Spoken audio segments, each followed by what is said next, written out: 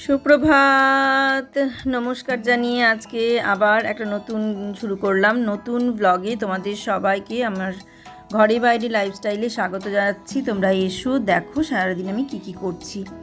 আশা করছি তোমরা নিশ্চয়ই ভীষণ ভালো আছো, আর আমিও ভীষণ ভালো আছি। আজকে আমি একটা নতুন ব্লগ শুরু করলাম। এটা হচ্ছে লোকনাথ পুজোরই দ্বিতীয় পর্ব বা শেষ পর্ব।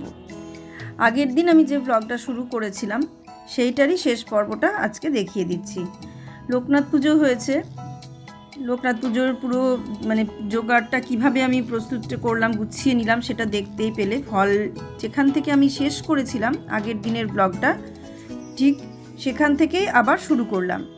আগের দিন শেষ করেছিলাম ফল বানানো দিয়ে, আর আজকে শুরু করলাম ফলগুলো সমস্ত প্রসাদের থালায় তুলে দিয়ে প্রসাদ সাজিয়ে নেওয়া দিয়ে।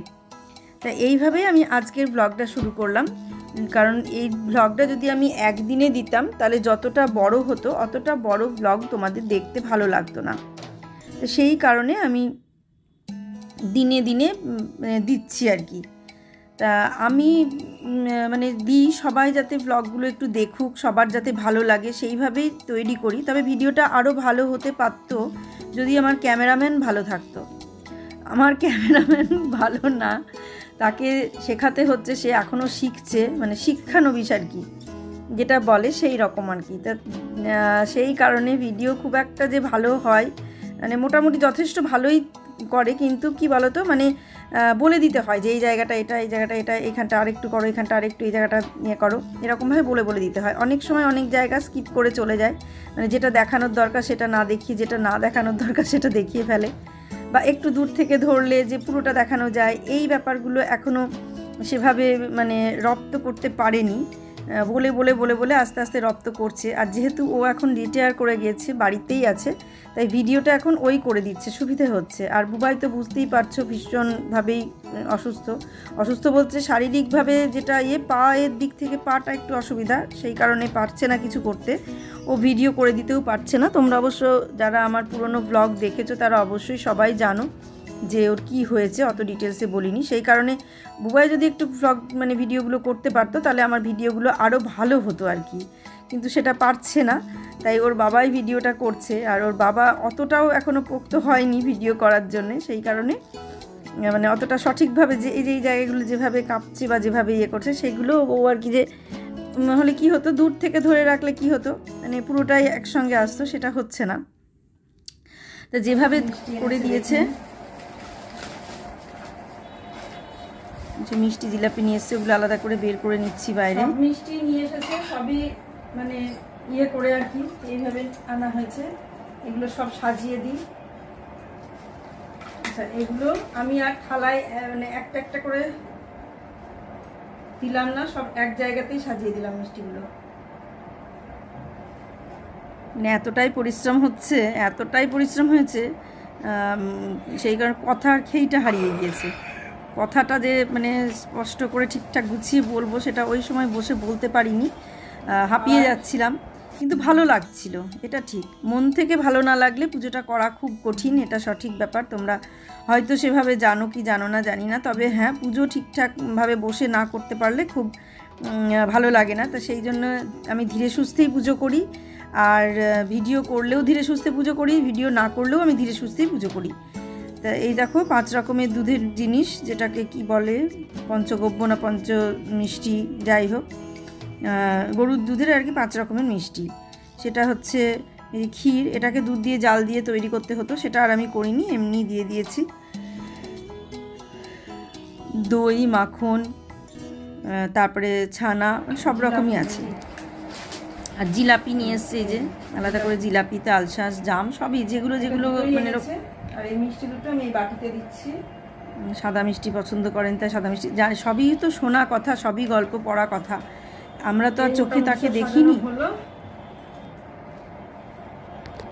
আমি এখন শুধু ফলটা বানিয়ে নিয়েছি, এবার ফুলটা রেডি করার পালা। পরপর দেখছো এতটা টাইম লাগছে, প্রচুর বড় ভিডিও হবে। এখানে ফুলটা রেডি করব, আর সমস্ত ফল দেখে নিয়েছো, যা যা ফল দিলাম সমস্ত কাটাকুটি, আর এই বানানোটা দেখে নিয়েছো। আর এইখানে গোটা ফল আছে, গোটা ফলটাও দেবো, এখানে একটু চন্দন দিতে হবে। আর এই যে প্রদীপের এই জায়গাটা, এটাও দেখিয়ে দিয়েছি, এই জায়গাটা একটুখানি রেডি করে নিই। পঞ্চপ্রদীপটা তো গুছিয়ে নিয়েছি আগেই দেখলে। আর এই জায়গাটা একটু রেডি করে নিই। এরপর সমস্ত ঠাকুরকে আগে, সব ঠাকুরের জন্য মালা আনেনি, মালা শুধু এনেছে লোকনাথ বাবার জন্যই নিয়ে এসছে, মহাদেবের জন্য মালা নিয়ে এসেছে। আর এখানে গোপাল বাবাজি আছে, ভোগ প্রসাদ সবাইকে দিয়ে আজকের মতো এইভাবেই পুজোটা করছি। দেখে নাও, ইচ্ছে ছিল অনেক বড় করেই করার, কিন্তু সেটা এবছর হলো না, হয়তো সামনের বছর হবে। আগের বছর, গত বছর করেছিলাম বেশ বড় সড়ো করে। আর আমার লোকনাথ বাবাকে একটু ভালো করে দেখে নাও। লোকনাথ বাবা আমার নয়, সবার লোকনাথ বাবা। এই যে একটু ভালো করে দেখে নাও। এই দেখো, এই দেখো স্নান টান করিয়ে কেমন লাগছে তাই দেখো, যে পুরো সুন্দর করে ড্রেস পরিয়েছি, এত সুন্দর ড্রেস। এই যে সাদা ধপধপ করছে ড্রেসটা, কি ভালো লাগছে না? এই যে ময়ূরের পাখাটা এইদিকে সরে চলে এসেছে, এখানটা একটু ঠিক করে লাগিয়ে দিই। এই যে ময়ূরের পাখাটা খুলে গিয়েছিল, সেটাকে ঠিক করে লাগিয়ে দিলাম। আর এই জায়গাটা দূর থেকে দেখায়, দাঁড়াও, এত কাছ থেকে তো মানে হচ্ছে না, ঠিক আসছে না। আর এখানে এই যে মহাদেব, আর এই যে আমার দুই লোকনাথ বাবাকে দেখছো, এই দেখো একটা ছোট্ট লোকনাথ, দুজনেই বসে আছে, দুজনকেই সাজিয়ে গুজিয়ে সুন্দর ড্রেস পরে বসিয়ে দিয়েছি। আর মহাদেবকে এবার সাজাবো, আর এগুলো সমস্ত রেডি করব। আর এই দিকটা মোটামুটি এগুলো সমস্ত গুছিয়ে ফেলেছি, এগুলো তুলে ফেলি ফাঁকা করে নিয়ে। তারপরে এই দেখো লোকনাথ বাবাকে এইবার ভালো করে দেখো, এই দেখো, বুঝেছো? এই দেখো ভালো করে দেখে নাও।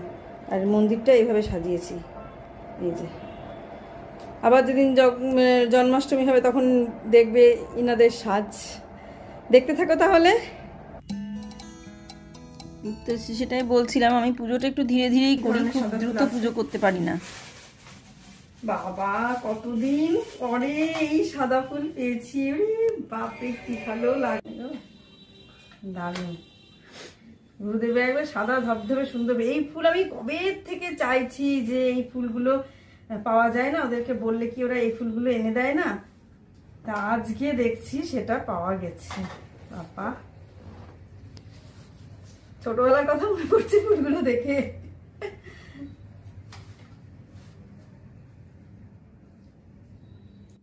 দারুণ লাগছে বাবা, কি সুন্দর মালাটা, দারুণ মালাটা, দারুণ, সবই যেন দারুণ লাগছে আমার, খুবই সুন্দর।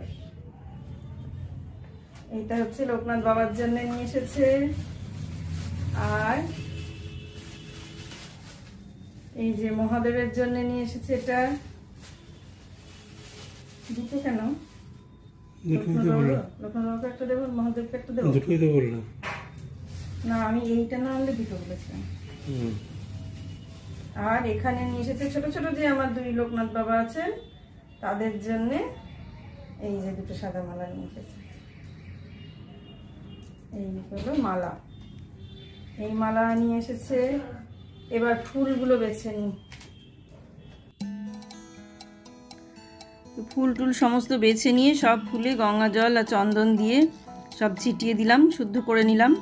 এগুলোরও বলে মন্ত্র আছে, আমি তো সেই ফুল শুদ্ধ করার মন্ত্র জানি না, কোথায় আছে লেখা খুঁজে বের করে দেখে নেব, নিয়ে সেই মন্ত্র দিয়ে বলবো। তো যাই হোক, আমি মনের মন্ত্র দিয়েই ফুল শুদ্ধ করে নিলাম। তারপরে আমি মালা আরও মানে আনা যেত, সবার জন্য ছোটো ছোটো একটা করে আনা যেত, কিন্তু আমার আর সেটা মাথায় হয়নি যে সবার জন্য আনতে বলে দেবো একটা করে ছোটো ছোটো মালা। আমি শুধু ওই লোকনাথ বাবার জন্যই বলেছি, মহাদেবের জন্য বলেছি, তাই নিয়ে এসেছে। আমার মানে বলে দিলে হতো, সেটা আর আমার অত মাথায় আসেনি। আমি দেখলাম এদেরকে যখন সবাইকে সাজাবো না আজকে, থাক, তাই হলো, তো একটা করে মালা পরালে এমন কিছুই ক্ষতি হতো না। আমার সেটা আর বলা হয়নি, এটাই ব্যাপার। নাহলে আর তিনটে মালা নিয়ে আসলেই তো হয়ে যেত, 3-4টে মালা, ছোটো মালাগুলো আনলেই হয়ে যেত। যাজ্ঞা আবার দেবো আর একদিন। এইভাবে আজকে পুজোটা হলো। তারপরে এখন এই দেখো আমি সমস্ত কিছু সেরে নিয়ে গুছিয়ে টুছিয়ে নিয়ে এখন সবাইকে চন্দনের ফোঁটা দিয়ে দিচ্ছি, চন্দন পরিয়ে দিচ্ছি, চন্দন দিয়ে সাজিয়ে দিচ্ছি সবাইকে। আর এই চন্দনটা পেয়ে আমার যা ভালো হয়েছে না, মানে ভীষণ সুবিধা হয়েছে আমার, এত সুন্দর মানে গুলে নিলেই হয়ে যাচ্ছে, মানে ঘষতে হচ্ছে না। চন্দন ঘষাটা একটা খুব মানে ওই সময়টা একটা চন্দন ঘষা একটা মানে সময় সাপেক্ষ কাজ আর কি, বেশ অনেকটা টাইম লাগে। তারপরে সেটাকে ঘষে রেখে দিলে শুকিয়ে যায়, মানে একটা বিধিখিচ্ছির ব্যাপার হয়। কিন্তু এই গুঁড়োটাতে এই জিনিসটা হয় না, শুকিয়ে গেল আবার রেখে দিলাম ঢাকা দিয়ে বা কোটোটা বন্ধ করে, আবার পরের দিন ওটাতেই হয়ে যায়। তা আমি সেই জন্য দুটো ছোট ছোট কোটো কিনবো, যে যাতে চন্দনটা গুলে রাখা যায়, গুলে রেখে দিলাম, সেই কোটোতেই গুললাম, আবার সেই কোটোটা মুখ আটকে রেখে দিলাম। এটা করব, ইচ্ছা আছে। আর গুরুদেবের এই দেখো, গুরুদেবকেও চন্দন দিয়ে দিলাম, কারণ ওখানে তুলসী দেবো। আর গুরুদেবের কপালে চন্দনের ফোঁটাটা একটু বড় হয়ে গেছে, একটু মুছে দিতে হবে, না হলে চোখটা ঢেকে যাবে। আর সমস্ত বেলপাতাতেও চন্দন দিয়ে নিচ্ছি, যেহেতু পুজো করব। এগুলো করেই নিই, কিন্তু প্রতিদিন তোমাদের সঙ্গে এত শেয়ার করি না। আজকে যেহেতু দুটো পার্টে ভিডিওটা দিলাম, সেই জন্যে আজকে এগুলো একটুখানি শেয়ার করতে পারলাম। আর পুজোর ভিডিও আমি দেখেছি স্পিড করে নিলে খুব একটা দেখতে ভালো লাগে না, সেই জন্য আজকে পুজোর ভিডিওটা আমি আর স্পিড করলাম না, আমি এইভাবেই পুজোর ভিডিওটাকে মানে দিয়ে রাখলাম। যেরকমভাবে আমি ভিডিও করেছি ঠিক সেইভাবেই দিলাম। আর যারা লাইভ দেখেছো, আমার পুজোর লাইভটা যারা দেখেছো, তারা দেখেছো পুরো মানে পুজোটাই আমি লাইভ করেছি। আমার ধারণা তাদের ভালো লেগেছে দেখতে। পুরো পুজোটাই আমি লাইভ করেছি, তারপরে আর এখনও লাইভ চালানো হয়নি। আজকে হয়তো একটু লাইভে বসবো, কারণ এই ভিডিওটা আপলোড করে দিয়ে তারপর লাইভে বসবো। সব ফুলে দেখো চন্দন দিয়ে দিলাম, তখন গঙ্গা জল দিয়ে নিয়েছি, আর এখন সব চন্দন দিয়ে নিলাম। নাহলে মানে আমার একটু মনের হয় না। আর বিশেষ করে একটা পুজোর দিন এবার মালা নিবেদন করব, সব লোকনাথ বাবাকে, মহাদেবকে, সবাইকে মালা নিবেদন করব, করে তারপরে আমি মানে চরণে ফুল দেব সবার চরণে। তারপরে প্রদীপ রেডি করতে হবে, এখনও প্রদীপটা রেডি করা হয়নি। মানে যতই করছি মনে হচ্ছে এটা হয়নি ওটা হয়নি, ভাবছি যে হয়ে যাচ্ছে বোধহয়, কিন্তু হচ্ছে না, এই আর কি। খুব ভালো লাগে, মানে খুবই ভালো লাগে আমার, মানে এত ভালো লাগছে। আর আমার একটা কী বলো তো, যখন যে কাজটা করব তখন এটা কাজ বলো বা ভক্তি বলো বা ভালোবাসা বলো বা মনের শান্তি বলো, যেটাই বলো না কেন, যখন যেটা করব আমি, তখন সেটা আমি মন থেকে একদম পুরোটা যেভাবে করা যায় ঠিক ততটাই করি, যতটা আমি নিজে জানি, আমার যতটা জানা সম্ভব আমি ততটুকু দিয়ে চেষ্টা করি।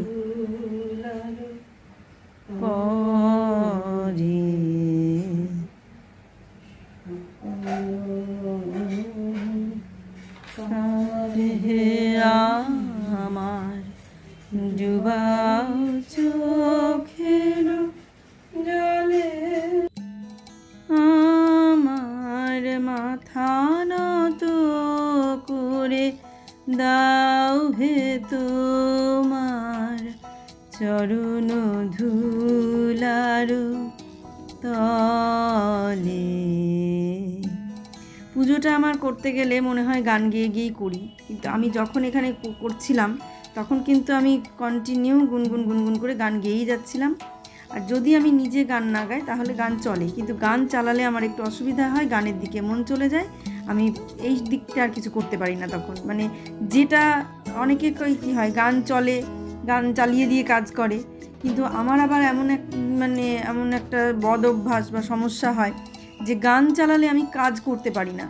গান চালালে ঠিক সেই দিকেই আমার মনটা চলে যাবে, আমি স্থির হয়ে সেখানেই চলে যাব, কাজ করে যাব, কিন্তু কী কাজ করব, ভুলভাল কাজ করে যাব, কাজটা ঠিকঠাক হবে না।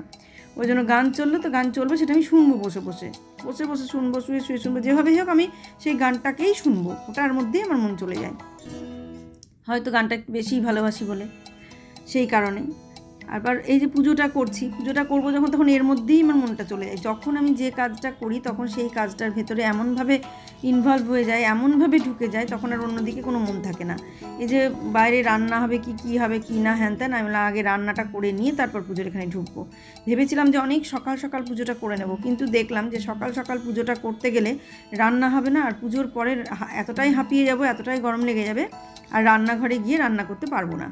সেই কারণে আমি পুজোটা মানে করলাম না, মানে পুজোটা আর কি পরে করলাম, রান্নাটা করে নিয়ে তারপর পুজোটা হলো। রান্না যদিও আমি একা করিনি, বউয়ের বাবা শুদ্ধই রান্না করেছে, আর অতি সাধারণ রান্না হয়েছে, নিরামিষ রান্না, খুব সাধারণ রান্নাই হয়েছিল। সেই কারণে মানে অতটা দেরি হয়নি, ওই একটা পনির, আলু দিয়ে পটল দিয়ে পনিরের ঝোল হয়েছিল, আর ভাত ভাজা ডাল এই হয়েছিল, আর কিছু রান্না হয়নি সেভাবে, এরকম হয়েছিল।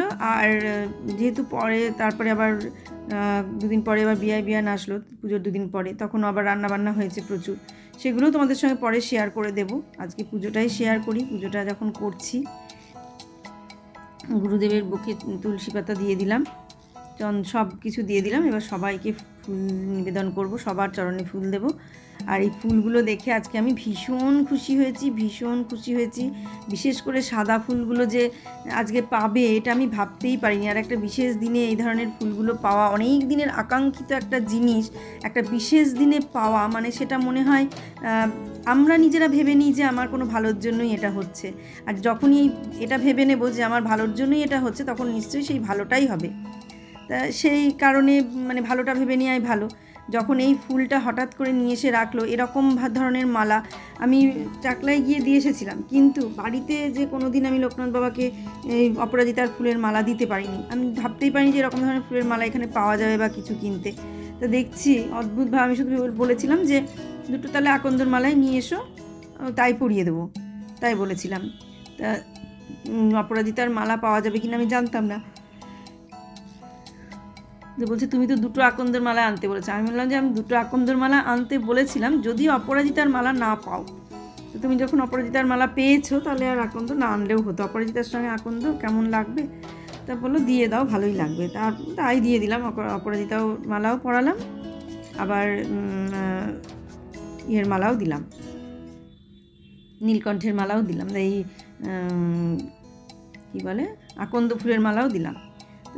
দুই মালাই পরিয়ে দিলাম। আর গুরুদেব বা গোপাল বাবাজি, রাধা মাধব কারোর জন্যই মালা আনতে আমিও বলিনি, ও আনেনি। মানে আমি বলে দিলে বা নিয়ে আসতো যে একটা সরু সরু একটা করে মালা নিয়েছো, কারণ অতগুলো মালারও তো একটা দামের ব্যাপার থাকে, সেটাও একটা ব্যাপার থাকে। কিন্তু তা বলে সেটা নয়, সেখানে এতগুলো মালা যখন এত কিছু আনতে পেরেছে, তখন নিশ্চয়ই 8-4টে সরু মালা আনতেই পারতো ওই মালাগুলো। কিন্তু আমার বলা হয়নি, অত মাথায় নেই। আর ওর তো না বলে দিলে তো ওর মনেই থাকবে না, বলে দিলেই তো হাজারবার ভুলে যায়, বাড়ি এসে আবার যায়। লিখে নিয়ে গেলে ঠিক আছে, কিন্তু বলে দিলেই তো আরও যায় বারবার। আর না বলে দিলে তাহলে সেটা কি করবে বলো, ভাবো একবার।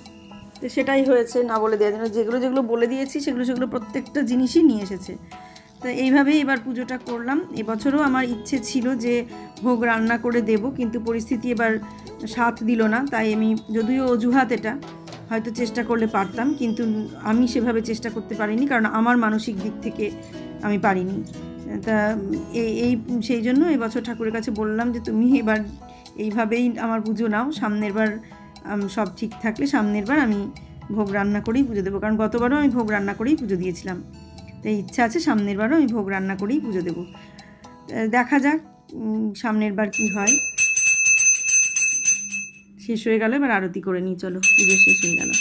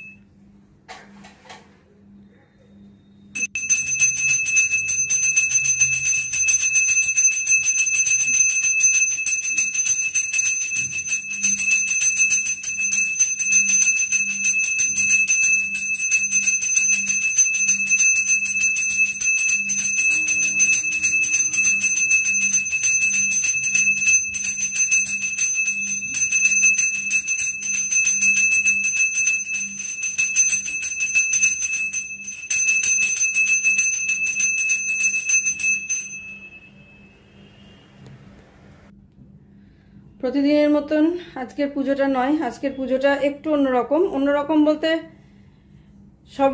সবই ঠিকই আছে, তবে আজকে একটু বিশেষ পুজো, তো লোকনাথ বাবার পুজো, আমি সেইভাবেই আর কি পুজোটা করলাম। একটু সময় নিয়ে করলাম, অনেকটা সময় লাগলো, তোমাদের সঙ্গে সেটা শেয়ারও করলাম যে কতটা সময় লাগলো। আর এই যে লোকনাথ বাবাকেও দেখে নাও, ভালো করে দেখে নাও। এই দেখো নীলকণ্ঠের মালা পরিয়েছি, সাদা পোশাক পরিয়েছি, ফুল প্রসাদ ভোগ সব দিয়েছি। আর এই সঙ্গে দেখে নাও মহাদেব, আর এই যে দুটো ছোট লোকনাথ আর মহাদেবকে, সবার ভোগ দর্শন করো। সবাইকে দেখিয়ে দিলাম ভোগ দর্শন করো। যে গোটা ফল, 5টা গোটা ফল আমাদের দিতে হয়, তাই দিলাম। আর এখানে ফল বানিয়েও দিয়েছি, জিলিপি, মিষ্টি, এই যে পঞ্চগব্য, পঞ্চ বলে মানে গরুর 5 রকমের জিনিস দুধের আর কি, সেটা আছে। মিষ্টি, জিলাপি সবই আছে, মিছরি সব আছে, এখানে মিষ্টিও আছে। সব রকম সমস্ত কিছু দিয়ে আজকের পুজোটা হলো।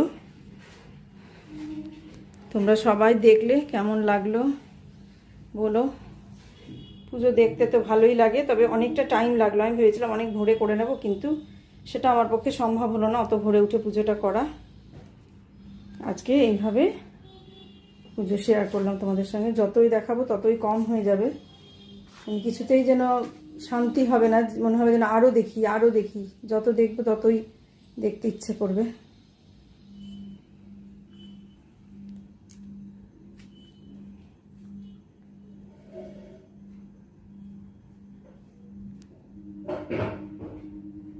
আর এখানে যত রকম যা পেরেছি জ্বালিয়েছি, মোমবাতি, বড় প্রদীপ, তারপরে ছোট প্রদীপ, আর পঞ্চপ্রদীপটা আমি বাইরে নিয়ে গিয়ে রাখলাম। এই ধূপ সবই জ্বালিয়েছি, সব ঠিক করে এখন ঠিকঠাক করে রাখবো।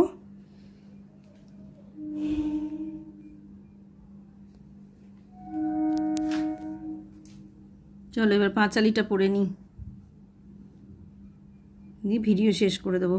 পাঁচালি পড়ে নিই, লোকনাথ বাবার যে পাঁচালি আছে সেটা একটু পড়ে নিই, নিয়ে ব্লগ শেষ করে দেবো। लोकनाथ नमः ओम नमो भगवते लोकनाथाय नमः। लोकनाथ बाবার পাঁচালী। 24 পরগনা জেলা অধুনা বঙ্গেতে কাকড়া কচুয়া গ্রাম মহকুমা বারাসাতি। শ্রীরাম নারায়ণ ঘোষালে তথায় বসতি, শ্রী কমলা দেবী তার ধর্মপত্নী সতী। একদা পত্নীরে বলে রাম নারায়ণ তব এক পুত্রময় করিবে অর্পণ, সেই পুত্র গৃহত্যাগী সন্ন্যাসী হইবে, তার পুণ্যে বংশমোর উদ্ধার হইবে। অতঃপর 3 পুণ্য তাহার হইল, পুত্র দিতে মাতৃস্নেহে রাজি না হইল। তারপর এলো যাবে 4র্থ সন্তান, সন্ন্যাসী হইতে তারে করিলা প্রদান। এ শিশু সামান্য নয় বলেন সকলে, নানা সুলক্ষণ তার রয়েছে অঙ্গেতে। ভগবান গাঙ্গুলি থাকেন কচুয়াতে, সংবাদ পেয়ে তিনি আসেন দেখিতে। মহান পণ্ডিত ব্রহ্মজ্ঞানী নিষ্ঠাবান, ব্রহ্মতেজে দীপ্ত দেহে অতি জ্ঞানবান। অতি সুলক্ষণ যুক্ত দেখিয়া শিশুরে অতিশয় প্রফুল্লিত হলেন অন্তরে। নামকরণের দিন করি নির্ধারণ, লোকনাথ নাম তিনি করেন নির্বাচন। রাম নারায়ণ মনে যে বাসনা ছিল, ভগবান গাঙ্গুলির গাঙ্গুলি বলিল উপনয়নের পরে। সাঙ্গ করে নিয়ে যাব তোমার পুত্রের, সম্মত হলেন তাতে রাম নারায়ণ। ভগবান গাঙ্গুলি হয় আনন্দিত মন, প্রতিবেশী পুত্র বেণীমাধবের সাথে লোকনাথ সঙ্গী হয়ে থাকে আনন্দে।